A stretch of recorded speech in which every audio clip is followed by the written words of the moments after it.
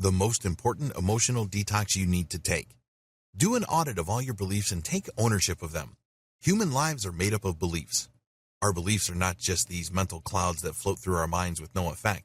They're not just conversational notions that we talk about from time to time with absolutely no impact on our daily waking lives. No, our beliefs define our lives. They are the cement that holds our lives together. Everything about you, from the way you wear your hair, your choice of clothing, the way you talk, even the condition of your skin are all products of what you choose to believe about yourself deep down inside. If you believe that you're a certain type of person, then this means that you believe that you are capable of certain things and not others. Don't think that these beliefs just stay in your head.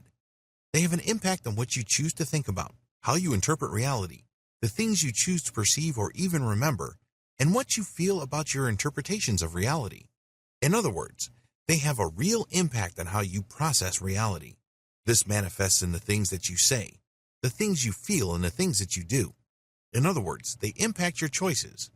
List these beliefs out. Please understand that it doesn't matter whether they're good or bad. This is no time to be judging them. Just list down all your beliefs. Do a mental purge. Write down the first thing that comes to mind and keep writing until you run out of ideas. Take your time. Work from where you are. It's very easy to say that you should let go of limiting beliefs. It's very easy to view your life as a simple menu with certain disagreeable items on it. It is tempting to think that to improve your life, you just need to cut out the disagreeable items and you can move on. It doesn't work that way, sadly enough. Whatever garbage, poison, or cancer you think your life may have is simply a matter of interpretation. As the old saying goes, one man's garbage is another man's treasure. It all depends on your point of view. That traumatic experience that you think robbed you of your childhood might actually be the cathartic experience somebody else needs to become a winner in life. Two completely different people who undergo the same traumatic experience often come out in two totally different ways. Understand that your interpretation of your reality is encapsulated in your belief. It's only as negative as your willingness to view it that way.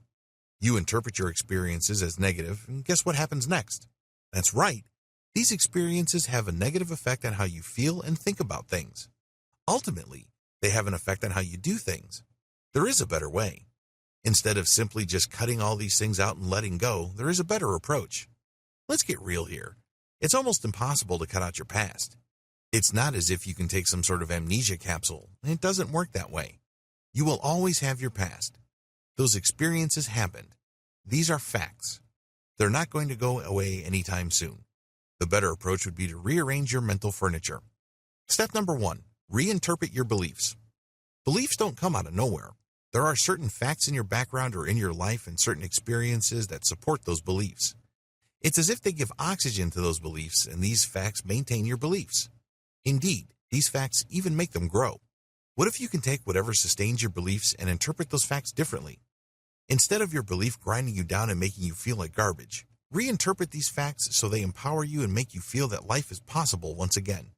Choose to look at these facts from totally different perspectives, and choose to believe that you don't have to live your life living in some sort of tightly defined, neat little box. Step number 2, detoxify your belief interpretation system.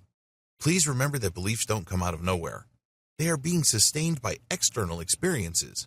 These are called facts. To pretend otherwise is to basically set yourself up for a massive letdown.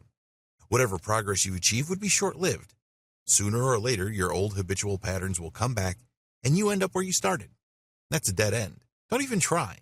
For this detox step to work, you have to detoxify the way you interpret your personal reality.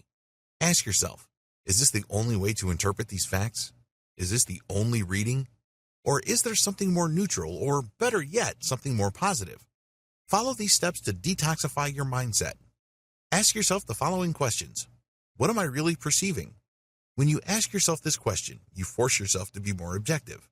This means that you look at things both at face value and also in terms of alternatives. Next, ask yourself, what do I normally assume about the things that I experience? When you do this, you're basically asking yourself, is there any other way to interpret the things that I am perceiving aside from my habitual interpretations or responses? You're giving yourself an out. You're giving yourself an alternative. Look for a neutral interpretation, or, if you can do it, a positive read on the objective stimuli that you are observing from the real world. Identify an empowering interpretation and repeat it at every opportunity. Practice makes perfect. It's very hard for many people to adopt a new habit precisely because they feel they don't have time. The way you think about the world and your place in it form a big part of your mental habits. A key part of mental detox is to let go of this through the repetition of a more empowering interpretation. The moment an image of your abusive father comes to mind, you can always try to override it by saying, well, my father was working. When he came home, he was dead tired. He didn't have time to screw around with kids who did not appreciate him. Try to put yourself in the shoes of your mother who you felt throughout all this time was domineering and controlling. Is there any other possible explanation why she behaved the way she did? Put yourself in the shoes of your ex-girlfriend who stabbed you in the back by sleeping with your best friend. Is there a possible justification for that? I know that none of this is easy because a lot of this involves facts that you may have been trying to run away from for so long. But until and unless you confront them and, most importantly, look at alternative readings based out of compassion or empathy, nothing's going to change. Your old mental interpretation of these triggers will keep feeding into your mental habits. Repeat it until it sets in. Repeat your new interpretation until it sets in. Keep repeating it until it becomes habitual. How do you know it's habitual? When it becomes your automatic response. That mental image flashes. For example, your father leaving your family, and then a new interpretation comes in.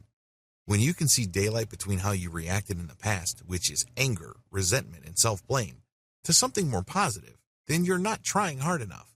Keep repeating it until you see that distinction. This kind of thing is not going to happen overnight. But the good news is that it does assume some form of momentum. Eventually, you start displacing your old mindset.